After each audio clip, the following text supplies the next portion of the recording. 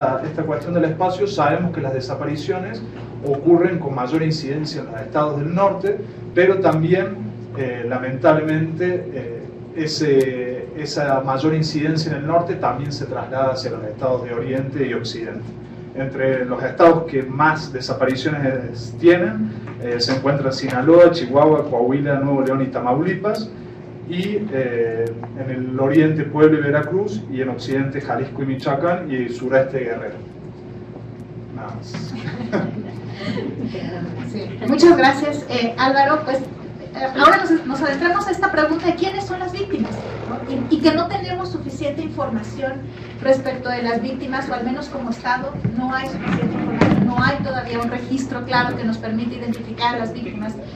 Y por otro lado nos comenta Álvaro, bueno, si nos acercamos a los relatos, si nos acercamos a las narrativas, si encontramos información sobre quiénes son esas víctimas, aunque la información poco a poco se nos vaya diluyendo porque sabemos menos sobre los perpetradores, menos sobre el modus operandi de la desaparición, habría forma de saber quiénes son esas víctimas y llenar a lo mejor esos huecos que nos comenta ya Patricia, que sí existen en los registros y que hay que comenzar a llenar. Y entonces esta primera pregunta de quiénes son las víctimas, podríamos saber, pero todavía no sabemos. Vamos a ver quiénes son ahora los perpetradores. Le daría la palabra a Olga de Pina del Instituto Mexicano y después a Luis Eduardo de la Fiscalía de Veracruz.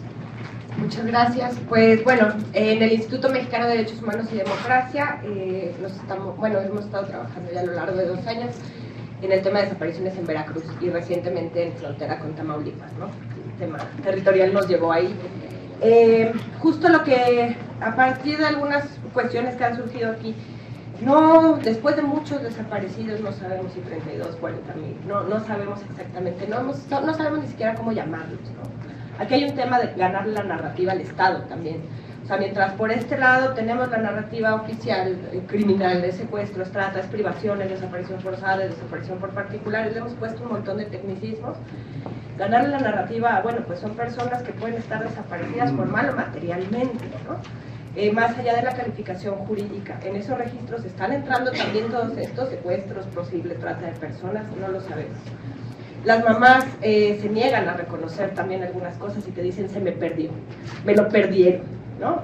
Como si fuera una cosa que no quieren acabar de entender que hay un ocultamiento, se me perdió, no lo encuentro, no sé dónde está, se lo trago la tierra, ¿no?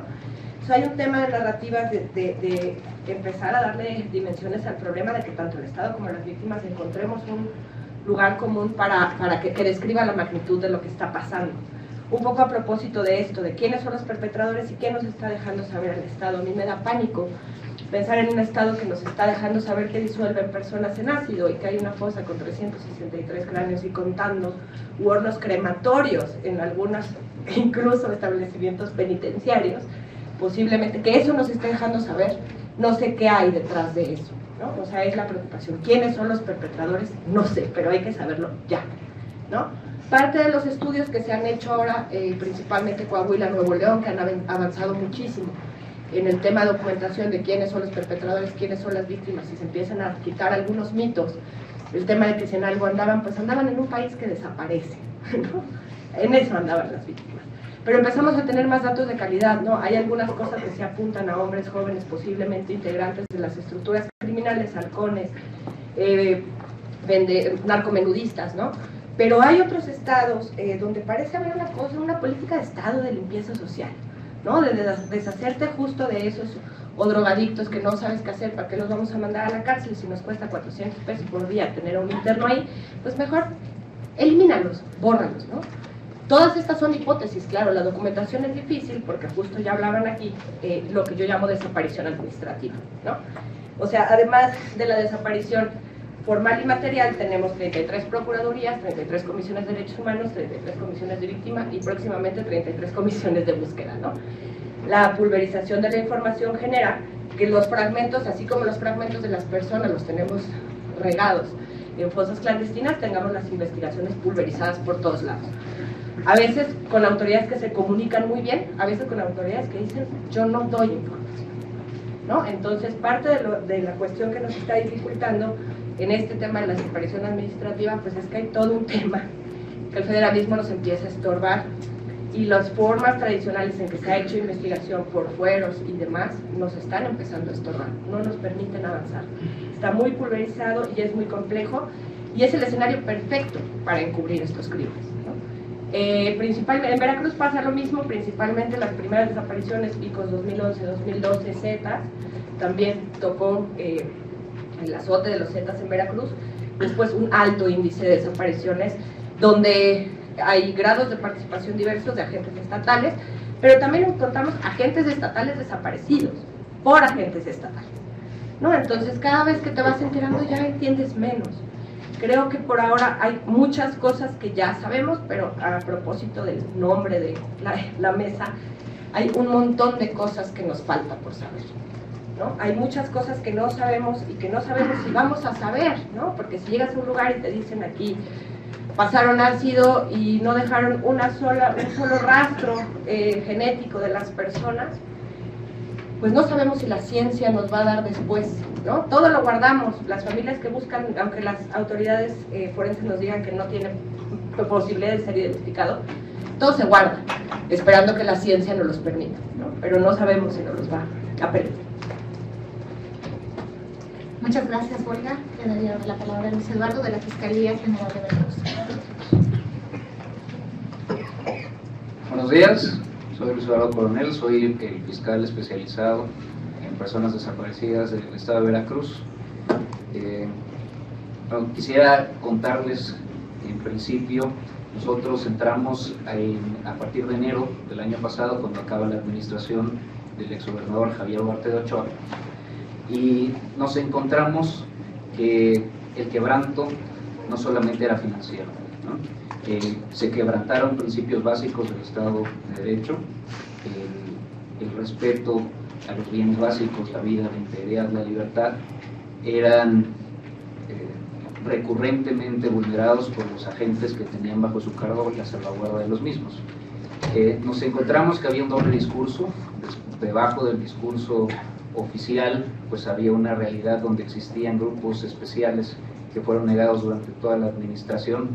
Había una distribución funcional del trabajo dentro de la Secretaría de Seguridad Pública, pero además había una estrategia interinstitucional de encubrimiento donde participó, por supuesto, la Fiscalía General del Estado y antes la Procuraduría General de Justicia.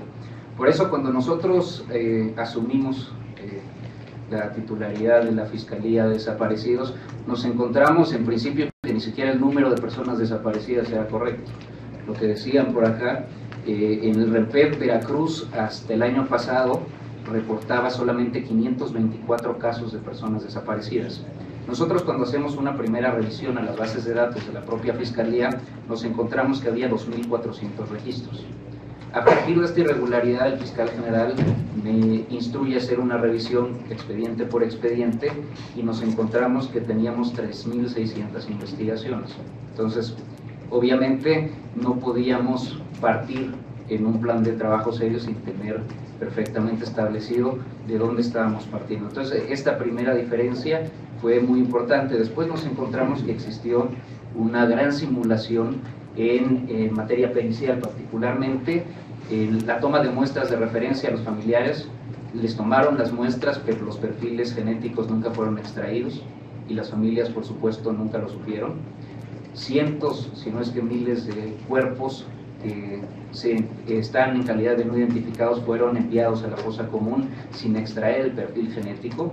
Parte del quebranto financiero del gobernador, que hoy enfrenta diversos procesos, fue que desvió recursos del Fondo de Aportaciones para la Seguridad Pública, el FASP, en particular 300 millones de pesos que venían para servicios periciales de la Fiscalía General del Estado, y bueno, nunca habían reactivos, nunca se procesaban las muestras, ni extraídas a los familiares, ni las extraídas a los restos que permanecen como no identificados. Entonces, obviamente no se encontraba nadie porque no había que cruzar, no había ni muestras de referencia y había perfiles de los restos que se iban encontrando.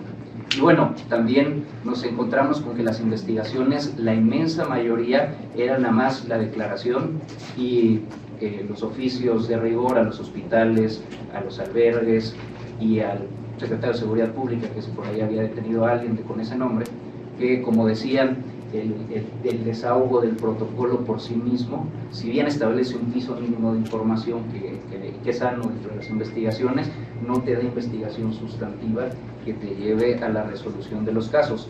Excepcionalmente, cuando las víctimas encontraban apoyo en colectivos, en Veracruz afortunadamente, bueno, desafortunadamente porque fue por necesidad, pero afortunadamente nacieron muchas organizaciones como Solecito, como Red de Madres, como Córdoba Orizaba. Se crearon liderazgos sociales que presionaron en los últimos al menos 2 años de la administración para que por lo menos algunas investigaciones pudieran caminar. Si bien nunca consignaron absolutamente nada, al menos dejaron algo de información que ahora estamos intentando sistematizar la información para crear patrones. Es lo que tenemos como base. Rápidamente, ¿quiénes son los perpetradores?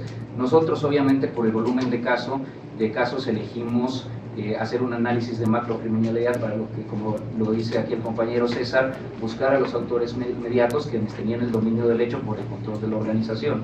En ese sentido, hemos encontrado que habían grupos especiales, por decir algunos, las fuerzas de reacción, las fuerzas especiales, Grupo Tajín, los grupos operativos dependientes de la Dirección de Detección del Delito, la FRIA, que estaban fuera de la policía normal y que, como les decía, tenían una distribución funcional de labores para ejecutar las desapariciones forzadas, y que estas se ejecutaban a través de distintos mecanismos. Por ejemplo, tenemos muy marcados los retenes, tenemos muy marcados puestas a disposición donde se simula la salida y la persona no se vuelve a saber de ella.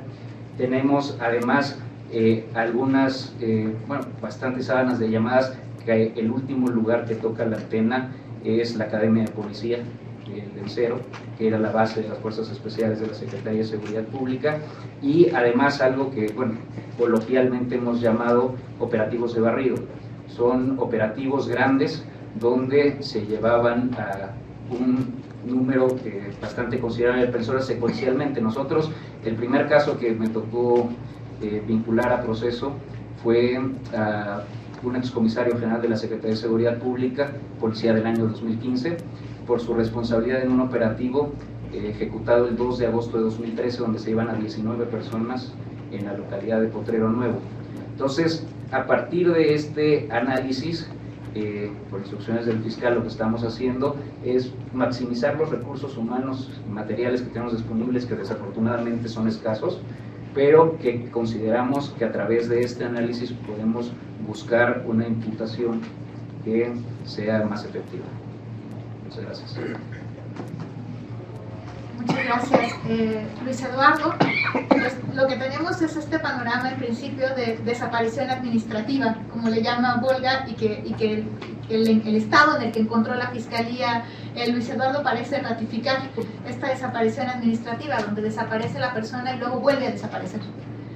Vuelve a desaparecer en la investigación y vuelve a desaparecer en la información con que cuentan las autoridades, pero que hay formas, ¿no? O habría formas de hallarla, y habría formas de encontrar también o identificar a estos perpetradores, porque de lo contrario, esta desaparición administrativa lo que nos muestra es una mayor impunidad, ya no solamente de quien cometió directamente el acto, sino de las propias instituciones y del arreglo institucional. Le daría ahora la palabra a Roberto Cabrera, del Comisionado Nacional de Seguridad.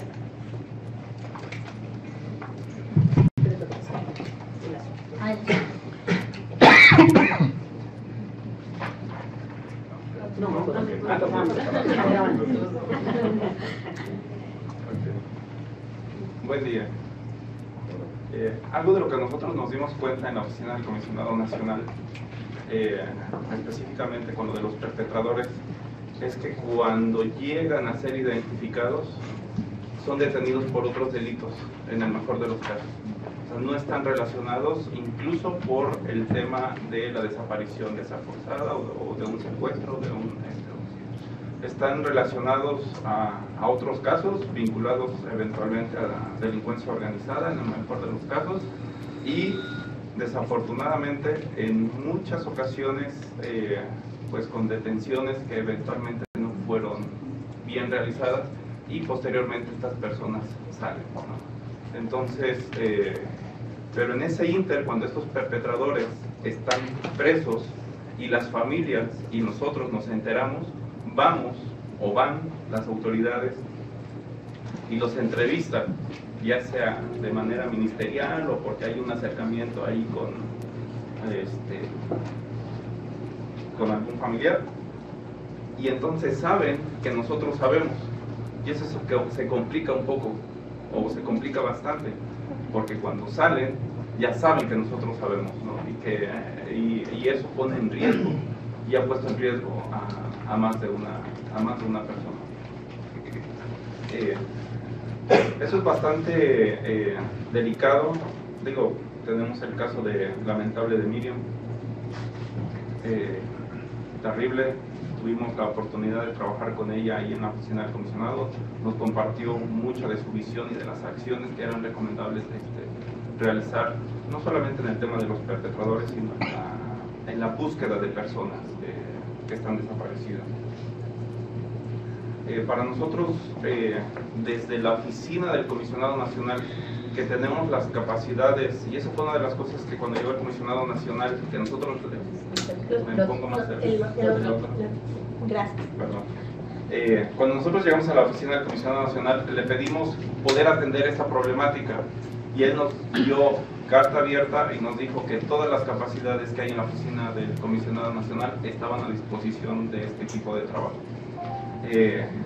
Lo que encontramos ahí fue lo que han mencionado y en diferentes foros, y lo sabemos de sobra, es que hay una gran descoordinación entre las diferentes instituciones.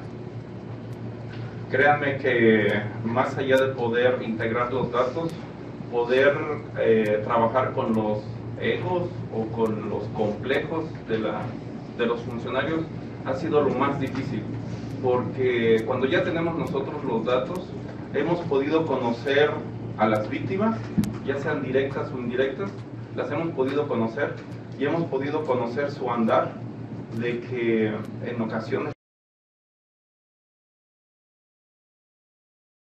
la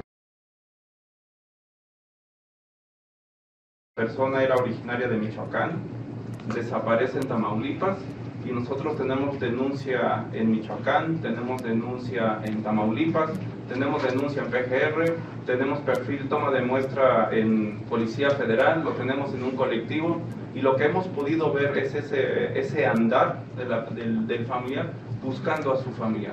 Y hemos tenido la posibilidad de revisarlo un poquito a detalle, o muy a detalle, y hemos podido observar que en cada una de las dependencias aportan cierta información.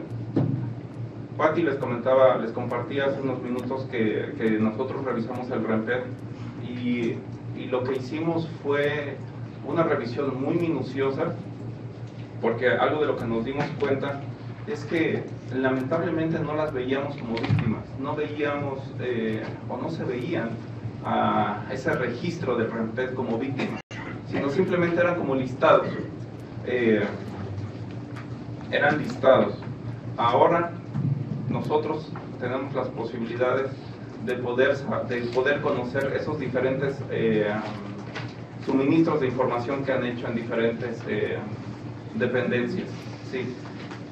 Eso es un trabajo que ha sido interno, todavía no lo tenemos a disposición del público, pero sí contamos con muchísima información de calidad. Digo, los que sí saben, porque estamos trabajando muy de cerca, son los colectivos, las familias, y solamente nosotros estamos trabajando con familiares, no estamos trabajando con representantes, y son los que tienen como que el detalle de esto que estamos compartiendo.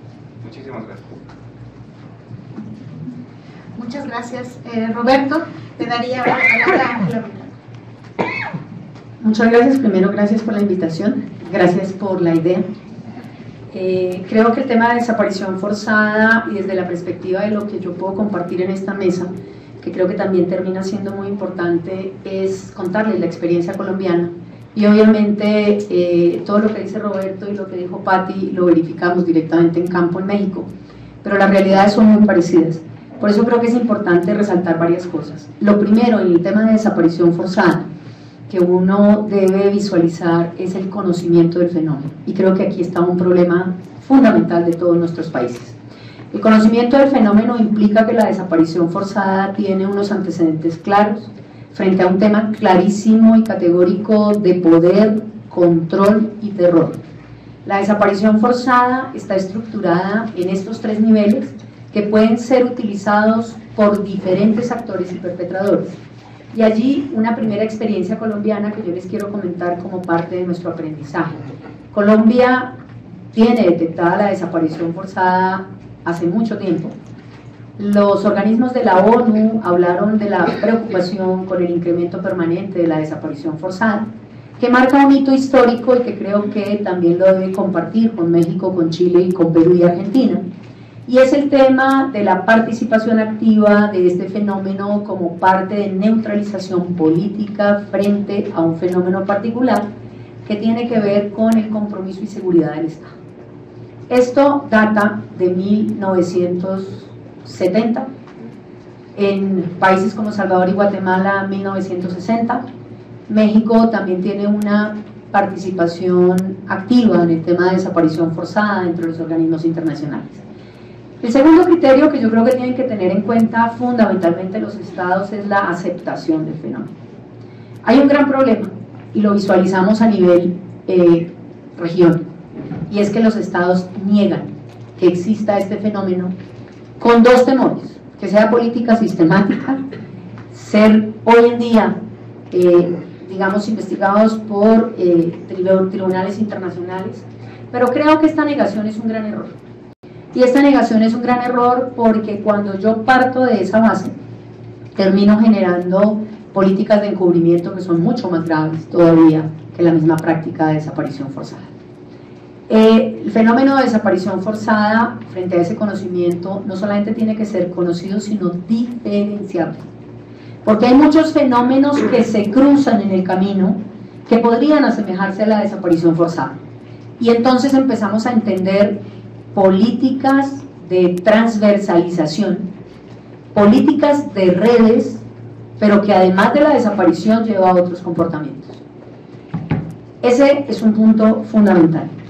Creo que dentro de esa aceptación debería proponerse por el Estado una determinación de la conexión entre los diferentes grupos de perpetradores. Y esto es muy importante y se los digo por qué. Cuando nosotros miramos el tema, bueno, ustedes saben que Colombia vive en un conflicto, esperamos que ya terminado con el proceso de paz, pero vive en un conflicto hace más de 60 años, un conflicto armado. México también tuvo guerrilla, Colombia tuvo, tiene y seguirá teniendo mientras haya grupos de guerrilla activos. Esto generó la existencia de un conflicto armado permanente durante 60 años. Nosotros tenemos en este momento un nivel detectado, y ojo con esto, de 57.000 desaparecidos en Colombia, pero esta es la cifra blanca, la cifra oscura sigue siendo mayor. ¿Cuál fue el procedimiento que a nosotros nos permitió entender también fenómenos de desaparición y perpetradores? El proceso de justicia y paz, el proceso de justicia transicional en 2005. Les voy a contar simplemente por encima, para no pasarme del tiempo, lo siguiente.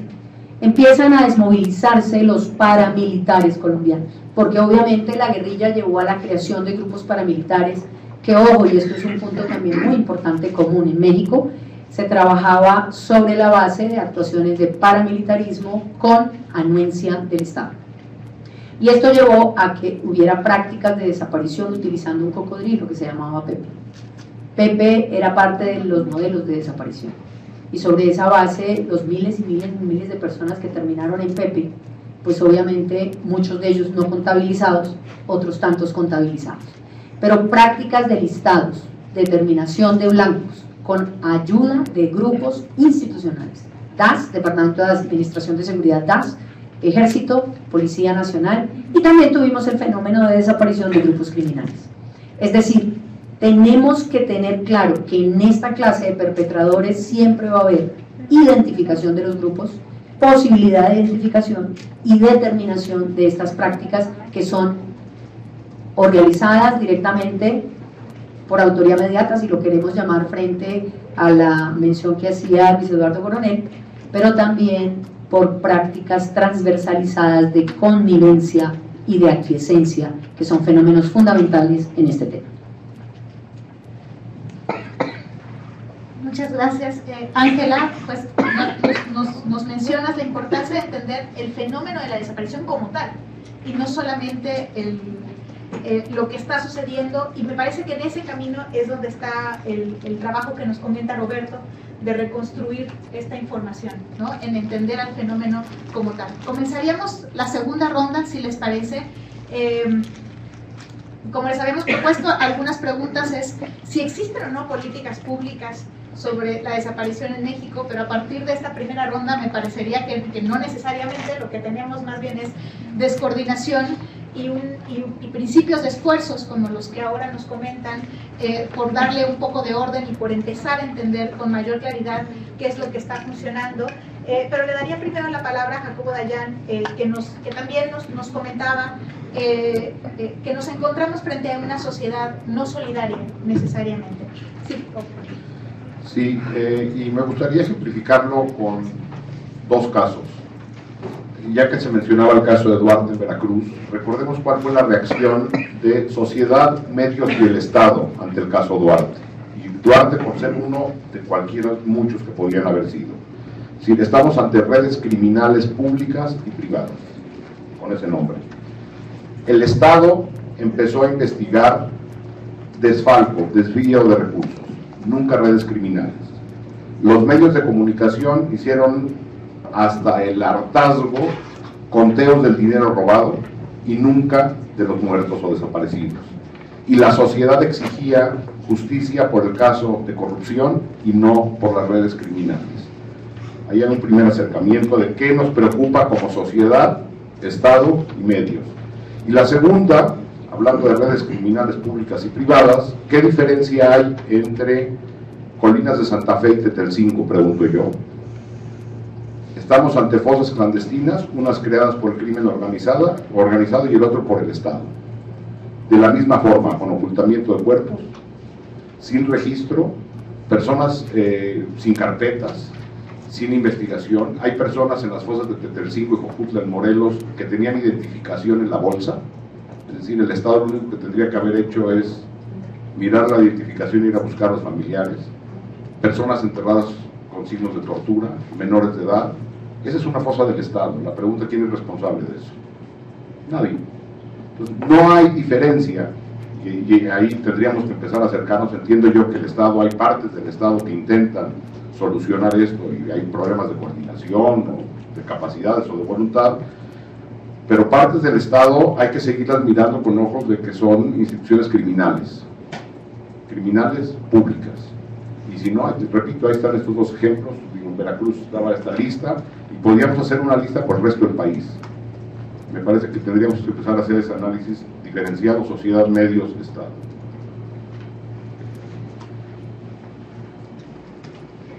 muchas gracias. Jacobo. César Contreras, te daría de nuevo el uso de la palabra.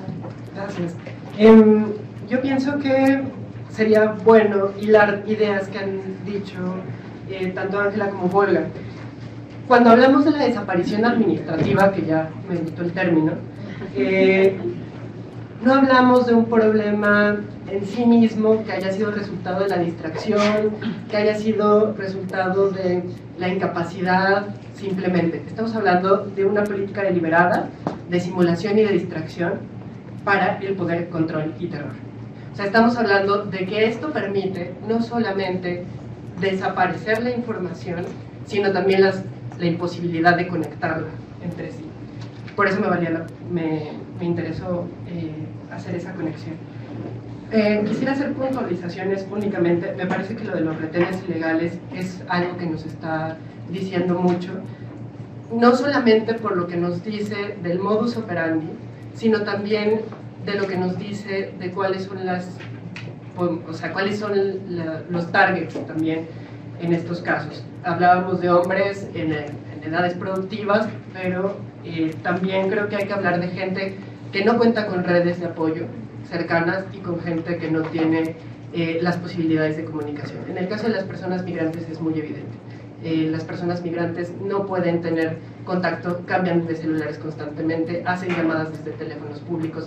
Ahí no hay manera de recobrar sábanas de llamadas, hacer intervenciones telefónicas.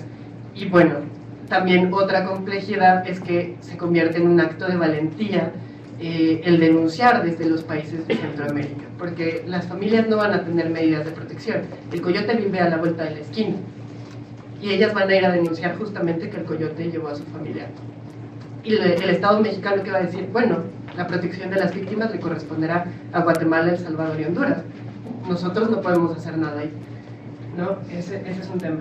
Sobre la existencia de políticas públicas, pues creo que es algo sobre lo que vamos empezando, es un camino que va poco a poco, y creo que podríamos identificar, o yo podría identificar, dos que creo que han sido muy funcionales. Una es la Comisión Forense, que se encarga de la identificación de los restos de las 3 masacres del norte del país. El caso de la masacre de 72 migrantes de 2010, el caso de las fosas clandestinas de 2011 y la masacre de Cadereyta, Nuevo León, en 2012.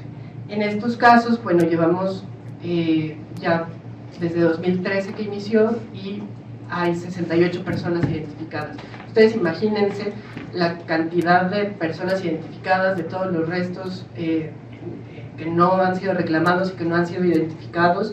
Si pudiéramos identificarlos con esta proporción, pues sería muy valioso también. Y no solamente eso, sino las buenas prácticas que esto significa, que es que las familias puedan tener dictámenes integrados.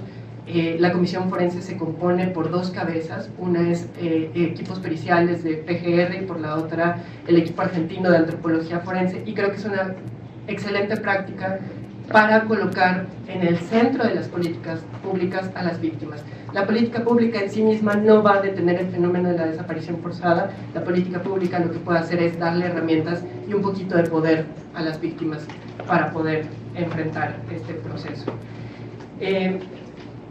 Sobre los recursos judiciales, el amparo no es un recurso adecuado y efectivo. No nos permite tener de manera rápida una respuesta que pueda ser funcional. El amparo buscador definitivamente no funciona para buscar personas desaparecidas, únicamente elimina requisitos de admisibilidad en todo caso. Y ahora tenemos una nueva ley de desaparición forzada que hoy con bombo y platillo se está presentando en Los Pinos, que se va a publicar y que estamos muy contentos porque tiene muchas cosas buenas, como la unificación de información, pero que no tiene presupuesto suficiente, que la implementación es una de las más complejas de toda la legislación, y que si ustedes ven los transitorios de la ley, es una de las legislaciones más complejas para el régimen de transición, y tiene que serlo por el desastre que es. Y no tiene operatividad porque no tiene policías. Ya nos dirán las fiscalías cómo sufren por la falta de policías y la disposición de las fuerzas que necesitan hacer esta tarea y que necesitan estar presentes. La última pregunta es, ¿dónde está la CNDH? Bueno, las oficinas están aquí cerca, pero ¿dónde está? Si ustedes ven la recomendación que acaba de salir sobre la masacre de Cadereyta, Nuevo León, sobre 49 cuerpos desmembrados y decapitados encontrados a la orilla de la carretera, lo que dice la CNDH es, a ver, hubo un problema en el tránsito de la información entre la Procuraduría de Nuevo León y Seido. El problema no es de Seido por no haber dado la información, sino el problema es de la Procuraduría de Nuevo León por no haberla solicitado con más fuerza. Los responsables dentro de la masacre de Cadereyta para la CNDH son la Procuraduría local.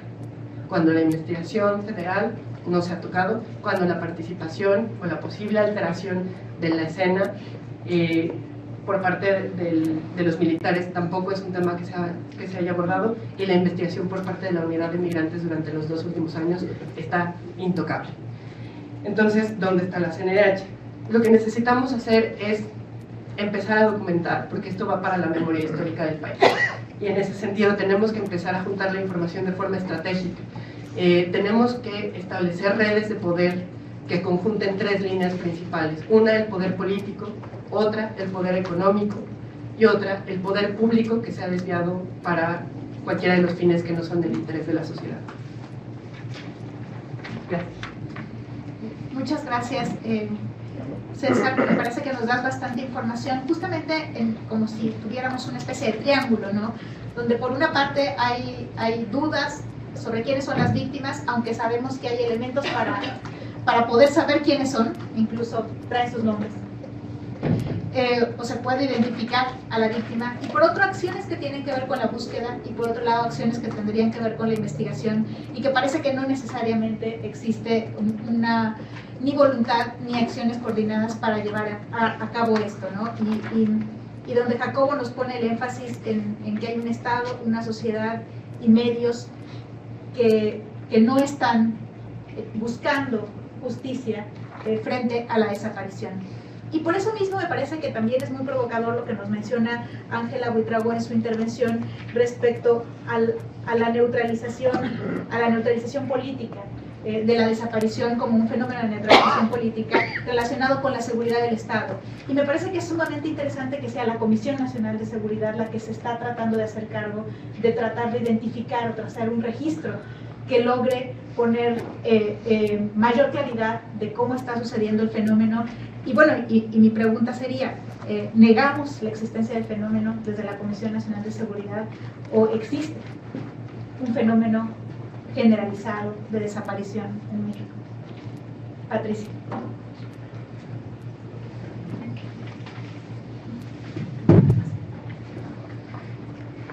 Ok, bueno, tratando de responder a la pregunta concreta y un poco a la pregunta que detonó ya el inicio de esta como que tercera etapa de preguntas sobre política pública,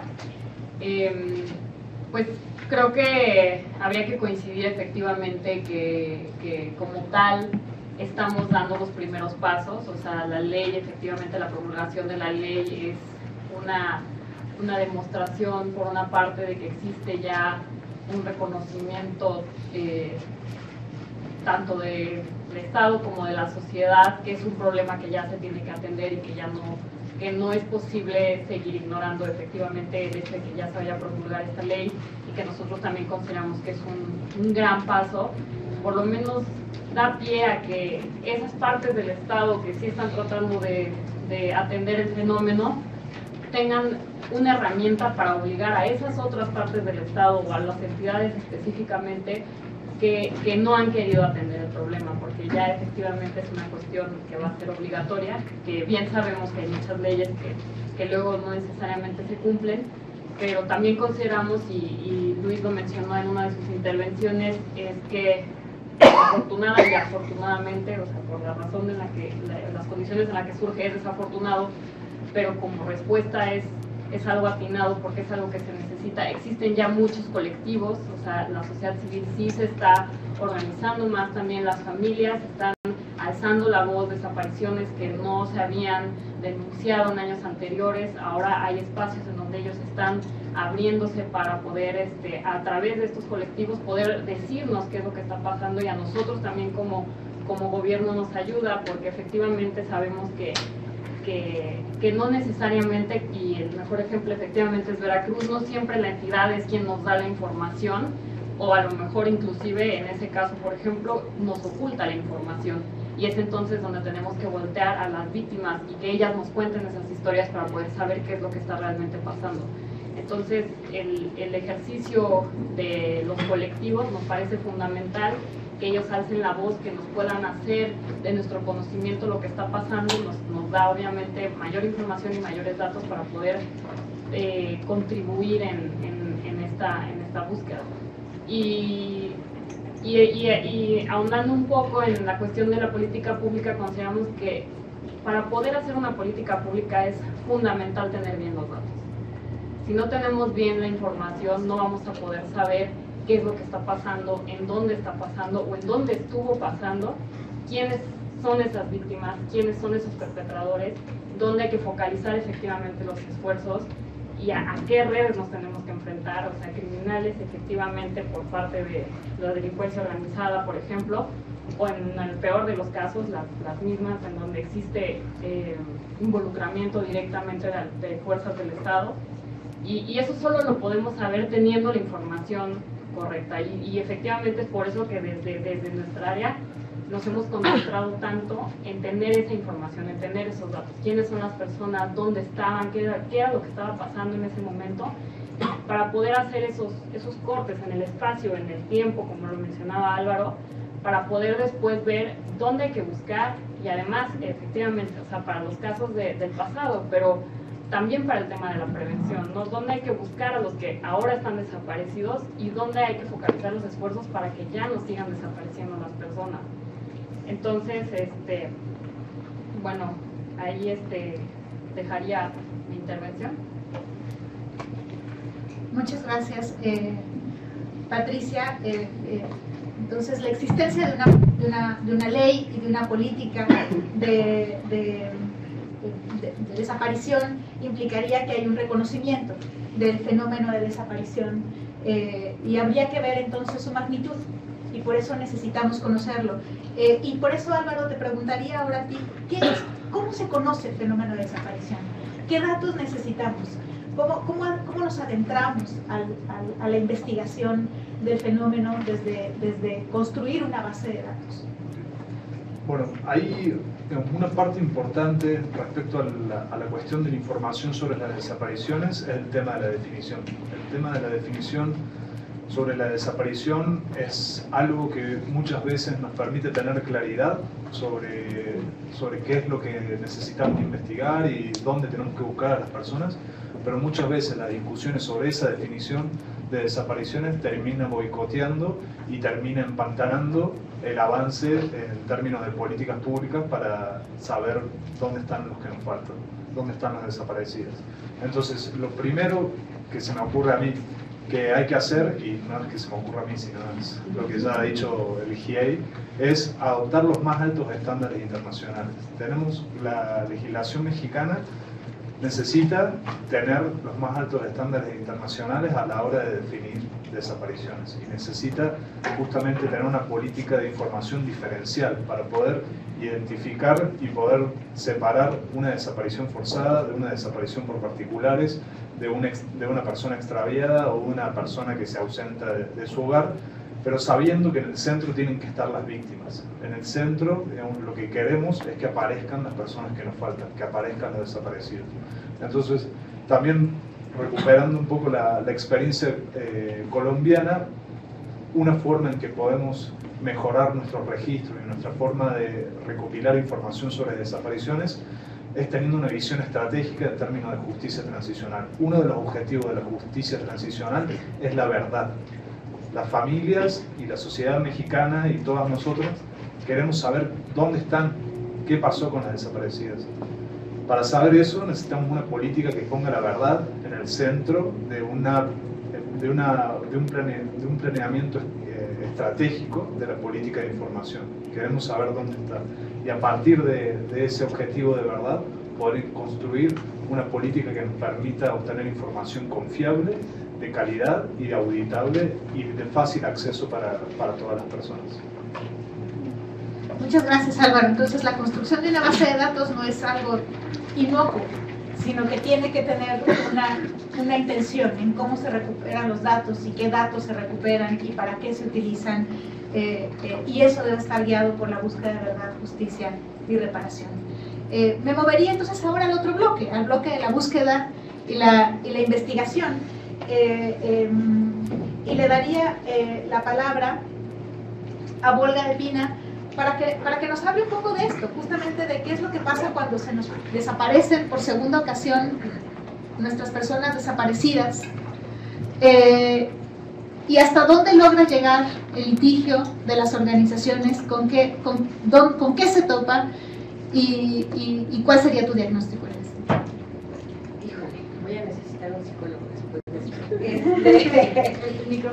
Búsqueda e investigación, ¿no? Cuando hablamos de si hay una política o no, la hay, ¿no? Dispersa, pero la hay. Es una política que nos impide que todas las acciones que con muchísimo trabajo y esfuerzo encauzamos para una búsqueda y efectiva localización de las personas y para que las investigaciones criminales avancen, se ve obstaculizado, ¿no?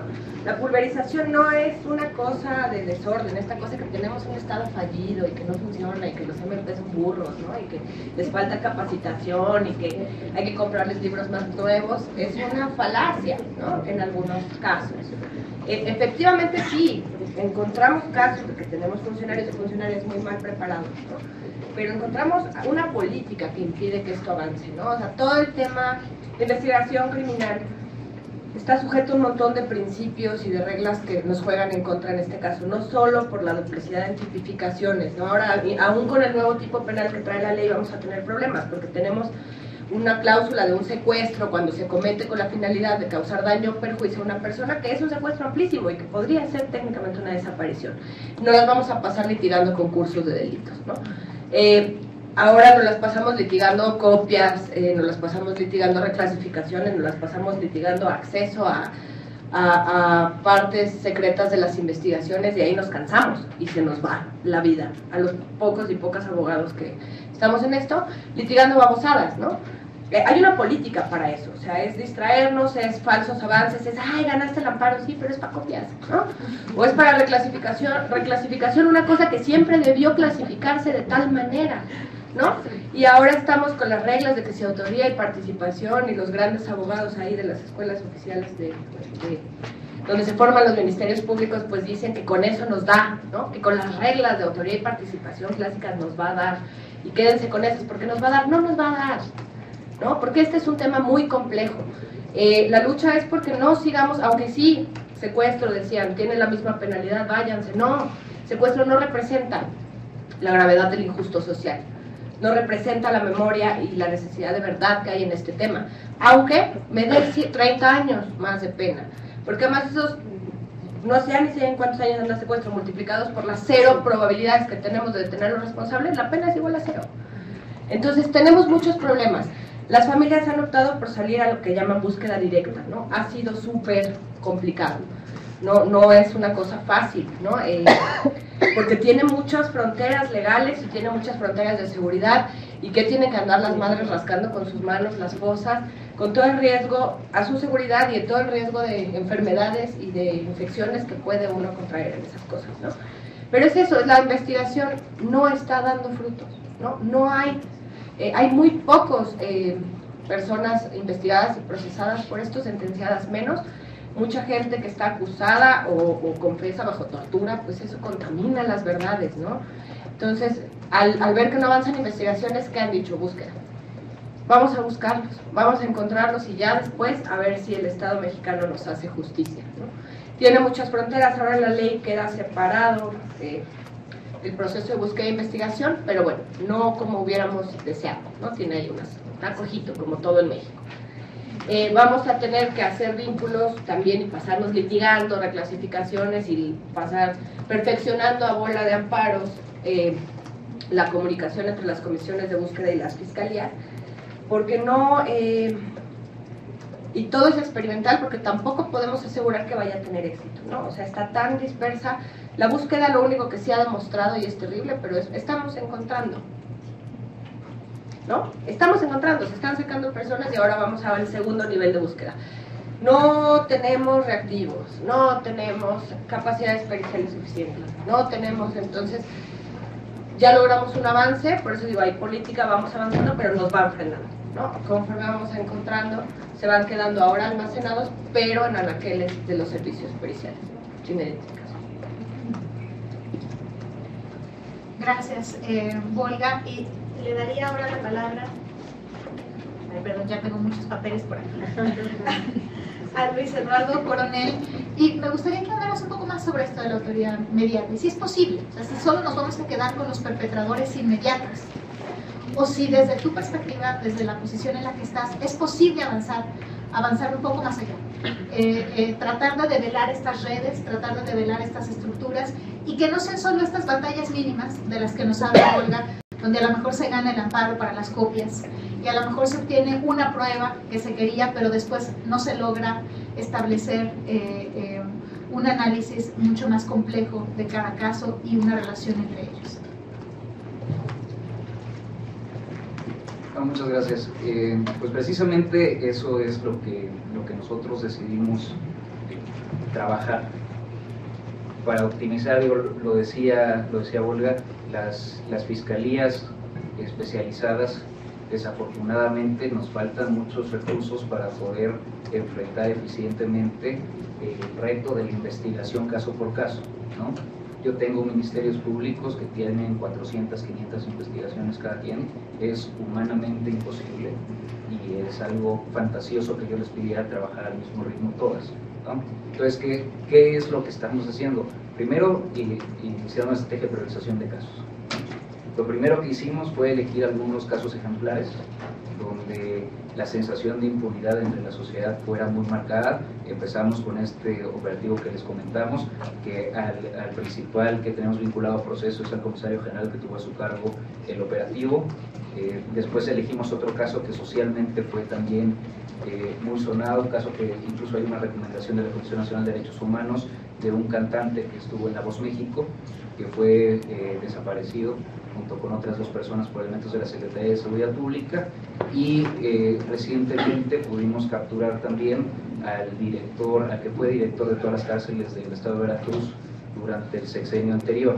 Esto simplemente porque estamos convencidos que hay que optimizar la búsqueda, hay que empezar a identificar, hay que empezar a devolver, pero la parte de justicia no la podemos dejar a un lado, ¿no? No solamente es que qué bueno y de verdad que lo estemos logrando identificaciones. Aquí quiero mencionar, gracias al gran apoyo que hemos tenido por parte del gobierno federal, con la Comisión Nacional de Seguridad, con la Policía Federal, específicamente la División Científica, la Subsecretaría de Derechos Humanos, cuando nosotros entramos y estábamos desfondados, realmente han estado permanentemente en Veracruz, cada 45 días tenemos una mesa de trabajo y realmente nos apoyaron muchísimo en el sentido para que podamos ir avanzando en las desidentificaciones. Afortunadamente en Colinas de Santa Fe ya tenemos 10 identificaciones, de Arbolillo tenemos 14 y bueno, ya a partir de eso también nos podemos avanzar también en la investigación del hecho criminal en sí.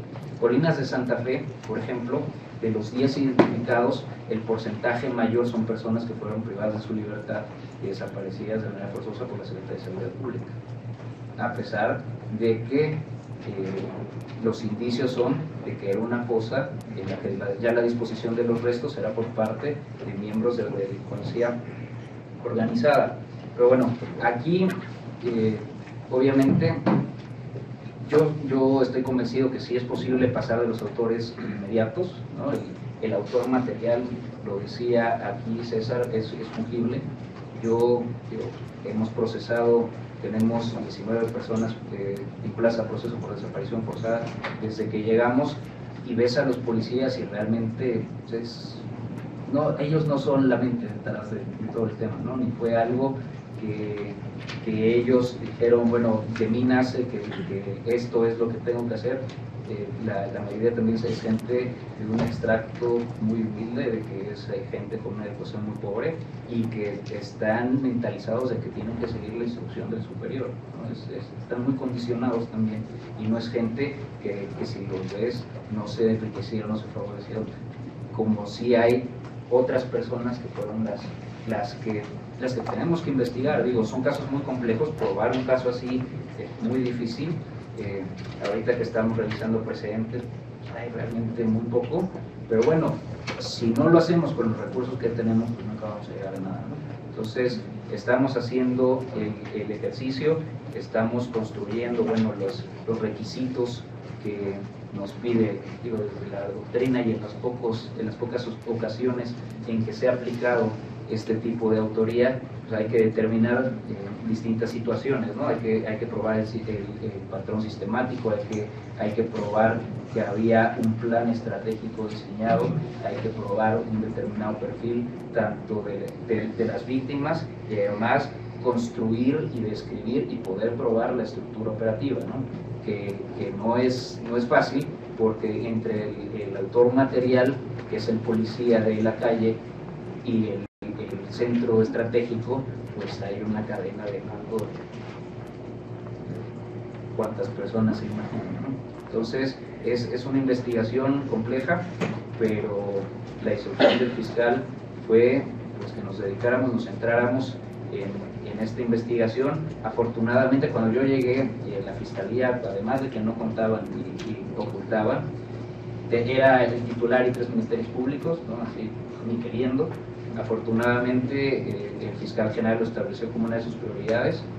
Ya tenemos presencia en las 7 regiones del Estado, ya tenemos 20 ministerios públicos, ya tenemos alrededor de 60 policías ministeriales, ya se puede empezar a trabajar, ¿no? Yo no, por supuesto que jamás diría que tenemos las condiciones idóneas para realizar el trabajo, y más con el volumen de casos que tenemos, pero sí podemos empezar a dar muestras de justicia y de verdad, además de la identificación, que indudablemente es importantísima porque le da paz y certeza a las familias. Muchas gracias. Muchas gracias, Luis Eduardo. Le daría ahora la palabra a Roberto Cabrera, preguntándole un poco la información que ustedes están construyendo, ¿cómo podría servir para esto que requiere Luis Eduardo, pero no solamente para lo que requieren las investigaciones propiamente dichas y para la búsqueda de las personas, sino también conocer cuál es la intención de la propia comisión con tener esta información? Un poco en el sentido que lo comentaba Álvaro. ¿Cuál es ese objetivo en la construcción de la base de datos?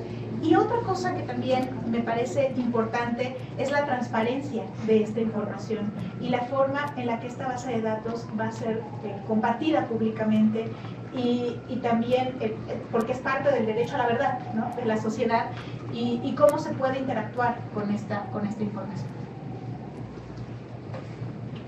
Corre el tiempo. Sí, apenas. Pero ya que volví a tomar la palabra, pues agrego otra cosa. No, es que la transparencia de la información es muy importante para que no desaparezca administrativamente la información, ¿no? Que todos sepamos que está ahí y podamos acceder a ella. Ahora sí, inicia. Queremos compartir con ustedes que lo primero que hicimos fue realizar un diagnóstico, ¿no?, en las diferentes dependencias en las que nosotros hemos estado. Estuvimos en la Procuraduría General de Justicia del Estado de Campeche. Bueno, a mi jefe lo conozco desde que estábamos aquí trabajando en el Distrito Federal. Fue procurador del Estado de Campeche, lo acompañé allá. Estuvimos en la PGR, en Scrapa, su Procuraduría de Control Regional, Procedimientos Penales y Amparo. Se encarga de todas las delegaciones de PGR que hay en todo el país. Después estuvimos en la Comisión Nacional Antisecuestro, que atendió toda la problemática del secuestro hace un par de años que se creó, 3 años más o menos. Y después estamos en la Comisión Nacional de Seguridad. En cada uno de los lugares donde nosotros estuvimos, lo que a mí me tocó realizar fue un diagnóstico de la problemática que había en cada uno de las diferentes dependencias sobre la efectividad. Y lo que nos dimos cuenta es que hay dos visiones: la visión del Ministerio Público y de la persona y de la víctima así en términos generales, porque la visión del Ministerio Público, del funcionario, es su trabajo lo mide en que si determinó o integró la averiguación previa, porque muchos de aquí sabemos que tenemos casos con 20 tomos y el Ministerio Público está orgulloso porque dice ya tengo 20 tomos. Cuando nosotros revisamos esos 20 tomos, nos damos cuenta que tienen información en su carpeta de investigación que ni siquiera han abierto y mucho menos la han podido vincular a ese caso. Y no pensemos que lo puedan vincular a otros casos, eso ya estamos pidiendo cosas, en el mejor de los casos, de que la información que tienen ahí sea apropiada. O sea, hay un caso muy importante que nosotros estamos atendiendo ya desde hace muchos años, donde traían así como que una enorme red de información y de vinculación, pero resulta que el teléfono de donde se había derivado toda esa red era del tío de la mamá de la persona que estaba buscando. Entonces esa gran red y esos supuestos responsables pues eran familia, ¿no? Entonces, pero ni siquiera lo habían abierto. Entonces ahí consideramos que es muy importante esa diferencia, porque si no estamos viendo lo mismo como una solución a la problemática, porque si a eso le agregamos que esperando que tengan personas detenidas derivadas de esa carpeta de investigación, pues menos. O sea, porque ellos dicen, ya tengo 20 tomos y además tengo 2 personas detenidas, y ya, ¿qué más quieren? ¿Qué más quiere la familia?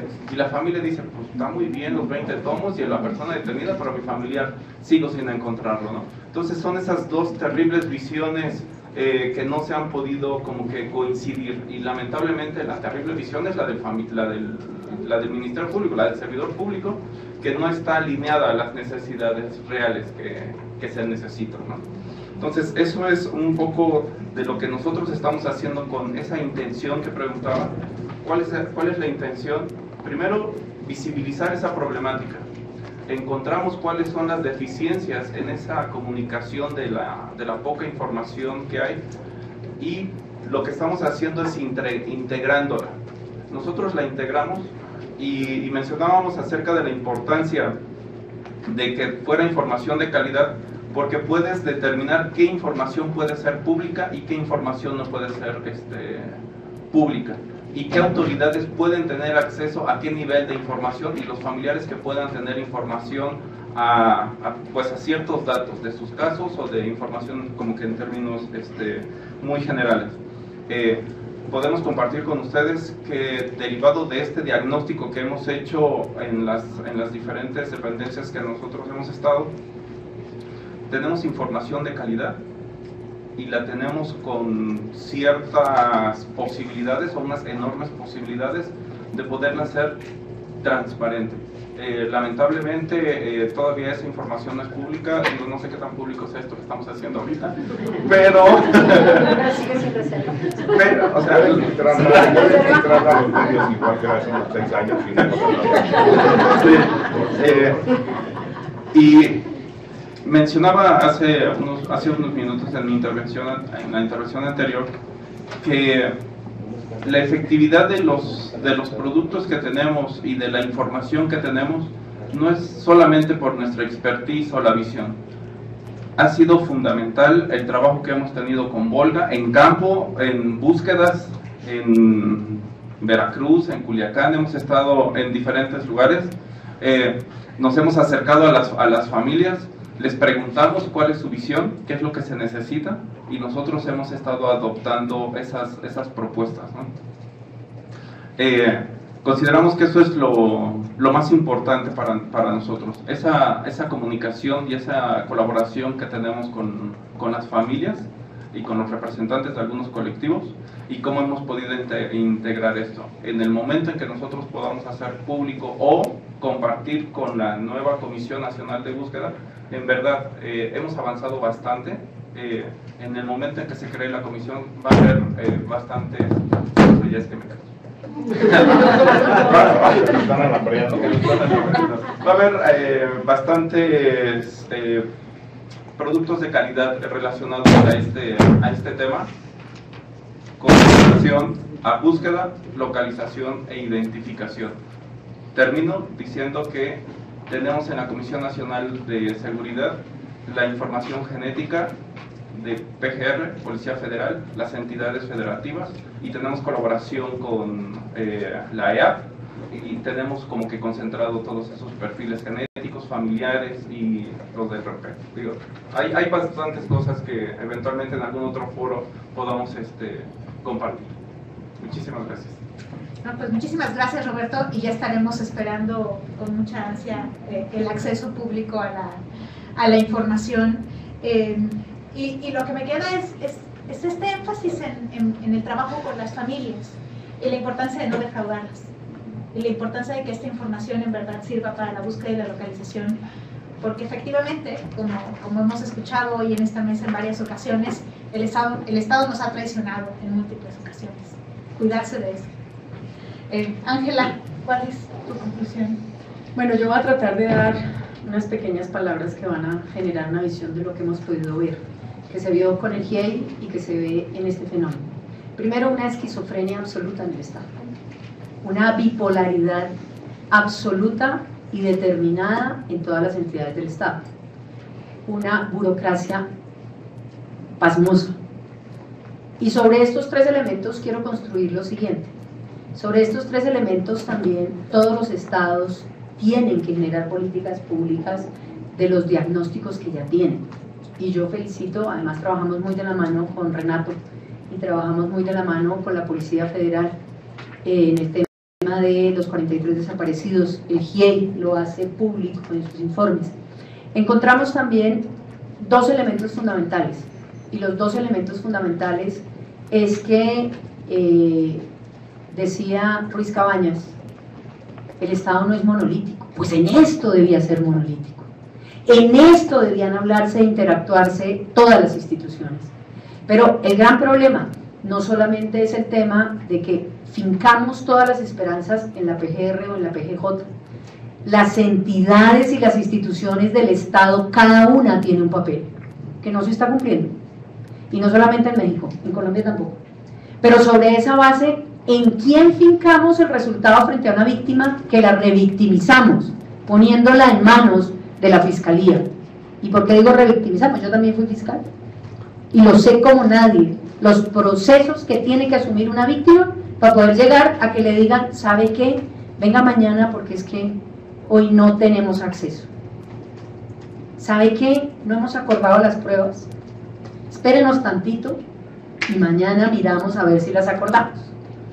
Estos elementos significan entonces también decir algo bien importante, y lo bien importante es un tema que ustedes tienen que tener claro y que tenemos que tener claro, por diagnósticos que haya. La desaparición forzada tiene siempre una cifra negra, que ustedes salen a terreno y la observan categóricamente. ¿Por qué no creerle a la población que entre otras es una población sumida en el miedo? El terror en nuestras sociedades es una realidad. Y el derecho a la verdad es un derecho de la sociedad. No más diagnósticos y no más ejercicios de esa naturaleza. La realidad la tienen en las calles. Movimientos de desaparecidos, movimientos de los otros desaparecidos, movimientos de los otros desaparecidos. ¿Qué más queremos? Para realidades claras. Y sobre los elementos que han dicho, miren lo importante que es recibir información. Pero esa información no solamente se recibe de las investigaciones penales, se recibe de las zonas.